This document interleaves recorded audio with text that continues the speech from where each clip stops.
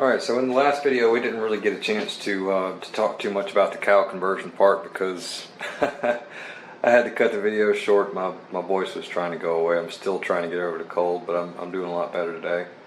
So what we're looking at here, and since I didn't get a chance to cover it in the previous video, we'll discuss how a lot of the different cow conversions are done, and some pros and cons to each of those.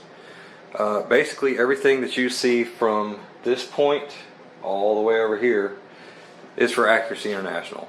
I guess there's some good points and bad points to doing it the way that they have done it. Definitely one of the bad points is the cost. So if you look at like this bolt body here, this is going to be just your standard 308 bolt body.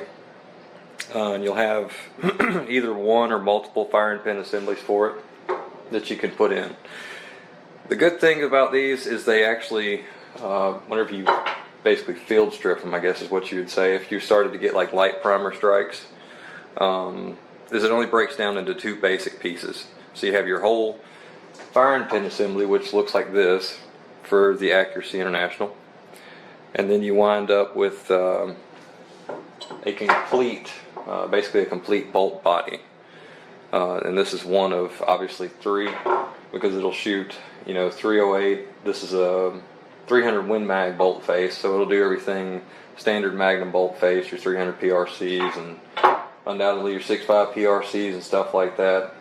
This one would be for the 300 Norma, the 338 Norma, 338 Lapua, anything with that size bolt face.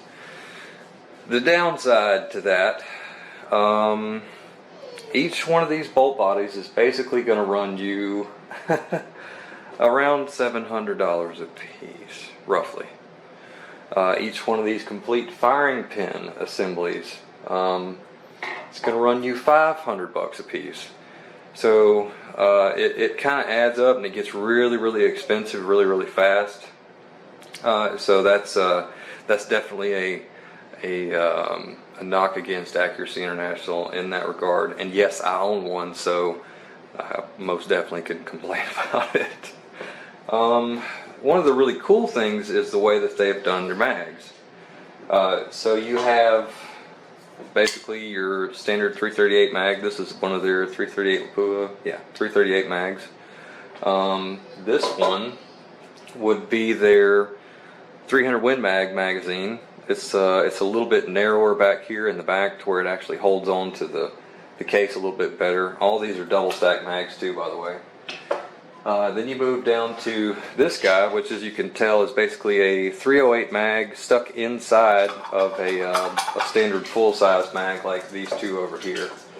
So you basically have a miniature mag inside of a full-size magazine.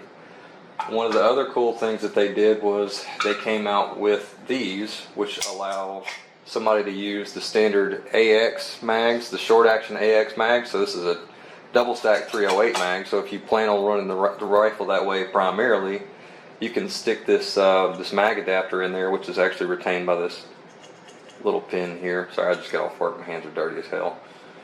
But that's another thing that they did. I don't think that that's a feature that you'll find on the newer rifles that they produce, but that was something cool that they had done for the AXMC at least. For like the Desert Tech, you're going to be somewhat similar to all three of these. You'll have like your basic 300 your 300 Win Mag magazine, a standard 338 Lapua mag, and then you'll have basically like something like this to shoot the same short action calibers out of it. It'll be a full size mag, but it'll be reduced on the inside of the body. And I want to say that even the Barrett does that too. For the Seekins, they're strictly short action only, at least for the moment. I would say that it's a possibility that they could also wind up doing kind of like Ruger did, and maybe come out with a larger version of that rifle. I hope they do. Honestly, I hope they do. I think that would be really cool. But as it stands for right now, the only thing that you have to worry about mag-wise with the Seekins is, well, it's just short action, so they don't have to worry about conversions or anything like that. A big plus to the Seekins and to the Barrett MRAD and the Seekins bolt bodies, they work a lot in the same way. So what you wind up with for those two is you end up with basically just a bolt head that you'll replace per one bolt body. And they even come apart in much the same way. They're not completely identical, but they're pretty close. So if you're familiar with the MRAD, or if you've seen videos on how to take one of those apart, or vice versa, if you've seen a video for the Seekins, this is all you have to do. And the Seekins can do short action magnums. It can do obviously your standard 308 bolt face stuff. And something else, which I'll get into in the next video, unfortunately, but that's something pretty fun that I got to show you guys. So, but let's see, how about, let's see, was there anything else that I wanted to cover? I'm trying to think. I'm pretty sure that was probably about it. So one of the things that I can say for sure, the Accuracy International, as far as going for your multiple different bolts and or your firing pin assemblies and your bolts, that's really, it really hits you kind of hard in the pocketbook, because if you look at it from this aspect, it's all right. So you get one bolt with the rifle, and then you have to go buy two other ones for about $1,400. So that's it's going to hit you in the pocket really hard. But the good thing is, once you have those, you don't have to replace anything else on them. They're pretty much it. I think for the Barrett MRAD, yes, you have different bolt heads that you change, but whenever you get that builder's kit that I talked about in the previous video, it's going to include a new bolt head. And I believe that the barrel and bolt head are mated together basically for the life of that barrel. So every time you have to buy one of those barrel extension kits, which they call a builder's kit, it will include another one of these style bolt heads. It won't be just like this one, but it'll be really close. But it'll actually have to stay with each barrel. So you'll wind up with a bunch of different barrels, or rather you'll wind up with one of those for every barrel. So that's something to take into consideration. None of them are perfect. I would say that there's good parts and bad parts about all of them, but again, I really don't have any complaints whatsoever as far as any of them are really concerned. I know some of them have some problems and others have theirs. You know, it just depends on what you want to go basically what you want to go with at the end of the day. So like I said, I don't think you could really go wrong technically with any of them. They're all just going to have their own quirks, and unfortunately, at least for me and with the Accuracy Internationals, the quirk is a lot of extra cost in that regard. So, but again, once I do have those bolts, I don't ever have to buy anything else for them. I can get a multitude of different barrels. Like this is one of the barrels for the AXMC, sitting next to one of the Seekins barrels. The AXMC also has one barrel in it right now, so I've got, there goes my voice again, 1, 2, 3, 4, 5, 6 barrels for it. This is a barrel, this is the 50 cal barrel actually that came out of the AX ELR. So again, they're all switch barrels. So far I haven't had to buy another bolt or anything for it because they haven't released any of the Shytech bolt face bolts for it. But I'm sure I'll probably have to go down that road too if I want to go and get one later on. So, but anyhow, I guess now that we've got that covered, I can go ahead and do the video on the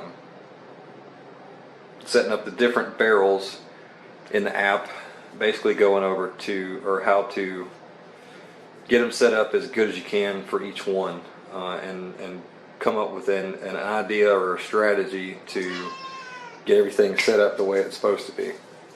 So that video will be up next. Alright, so setting up your ballistics apps for all your different barrels. If you're experienced with applied ballistics, you probably know this already, or at least have seen it. I may not have known exactly what it was for or why you would want to use it, but this is basically how it works. So whenever you've bought the rifle, obviously you're going to have a pretty good idea as to what you want to do with the rifle primarily whenever you buy it. I would imagine most people would. Whether that be hunting, whether that be for ELR use, whether it be for, PRS, what have you. You're going to have a pretty good idea of what barrel, or you should at least have a pretty good idea of what barrel you know that particular gun is going to run the vast majority of the time.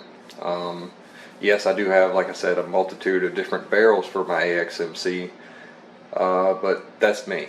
And all of them do serve different purposes. But there is one that lives in there primarily, and that's my 300 Norma Mag barrel. So in terms of setting up the ballistics app for your primary barrel, the barrel that's going to live the vast majority of its life in the gun, and be ready to go pretty much whenever, this is still going to be basically how you would go about setting that up. So we'll just go from, I guess we'll just go from zero. So I've cleared out pretty much everything in my Applied Ballistics app on my iPad so that you can see me do this all at once. So as far as the primary barrel goes, it's not really going to be any different than how you would normally set up a gun that wasn't a switch barrel.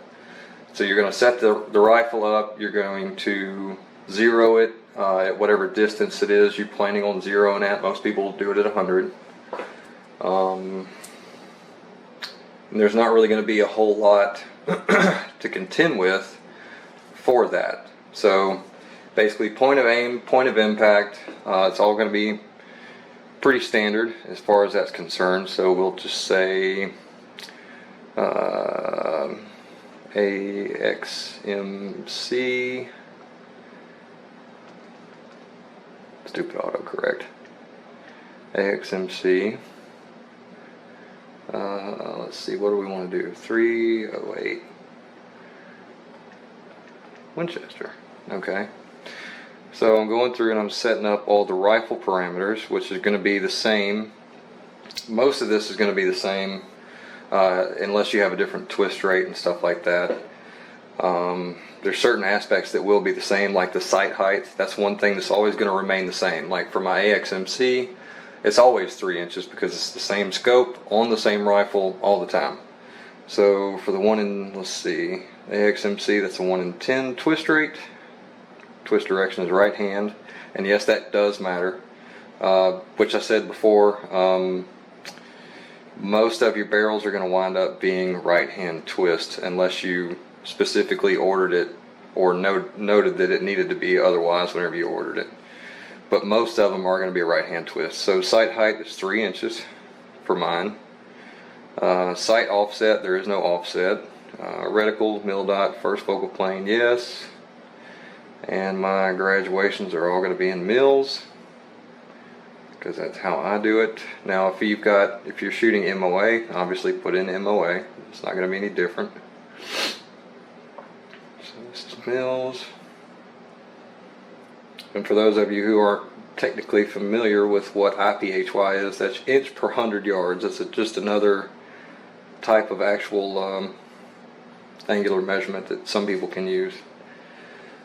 Alright, correction factor of 1 and 1. Alright, so that's done.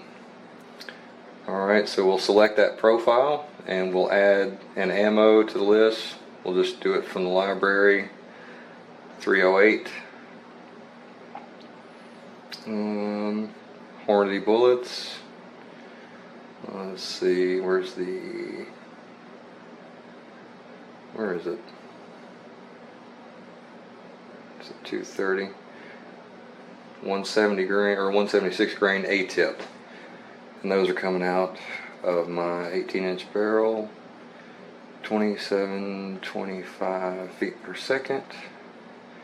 Zero range, and here's where it starts to really matter, is in your actual zero range. I don't know if you guys can see that on the, let me move this over some. There we go. This is where it starts to matter. So your zero height and your zero offset. Those are the things that you're going to wind up using for your other barrels.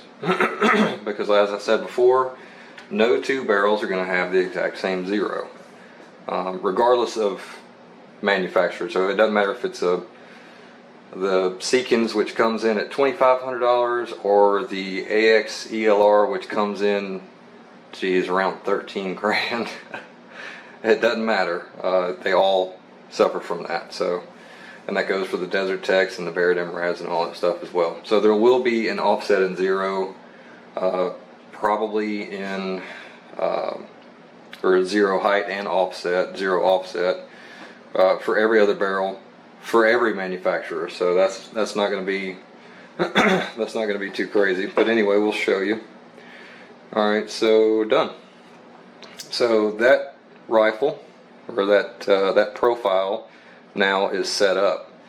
Now, say if we're going to, let's see, what would the next cartridge be?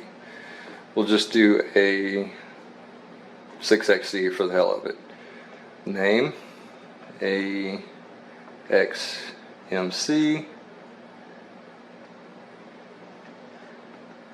in 6XC. The twist rate on that is going to be 1 in 7.5. Right hand twist, sight height 3 inches again. 3 inches again.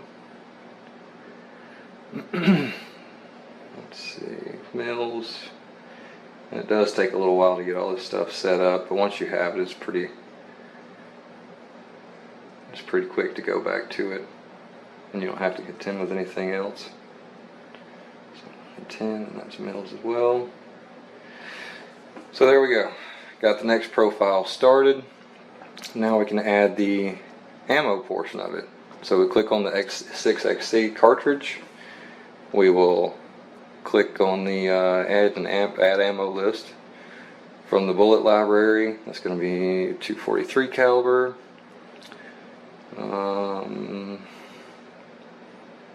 Let's see. We'll go with, well, no. We'll go with burgers, and I am shooting the 115 target. I don't know what's on here. Man, they got a lot of 6mm on there now.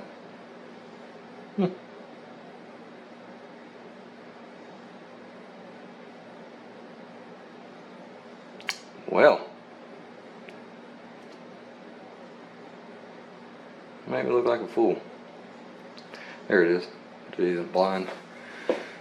And it's actually at around 3,000 feet per second. So we will leave that part alone. Bullet length, bullet weight, all that stuff looks good. So 0 height and 0 offset. So just for illustration purposes, we will say that I already zeroed the 308 barrel to be 100% dead nut zero over here on our little target. So that being the bullseye, that's exactly where it hits. Now for the 6XC barrel, if we're wanting to figure out exactly how to set it up and get it right in the Applied Ballistics app, what we will do is we will unscrew the 308 barrel, put the 6XC barrel in. Don't touch the scope at all. Shoot it at the exact same distance, which like I said, most people do it at 100 yards. And my voice is trying to go again. I'll come around here. So you switch the barrel out, you leave the optic alone, and you shoot a group with it. And your group ends up being right about here. And you shoot a little tiny group right about there on your target, just for illustration purposes. So it's both high and to the right. And what we'll actually do, I'll grab my dial caliper, we would then go down range and figure out exactly how far over that is. Let's see, we'd go down to the target, we'd measure it. So we pretty much put it on that line. So I'll just go to that line. So it is 1 inch, 750 thousandths. So 1 inch and 3/4. So that is 1 inch and 3/4 to the right.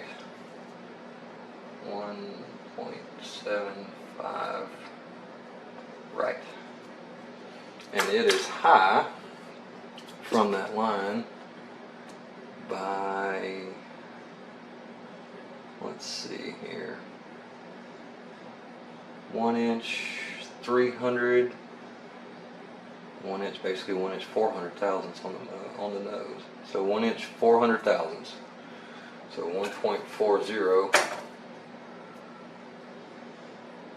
1.40 up. Now we got our speed.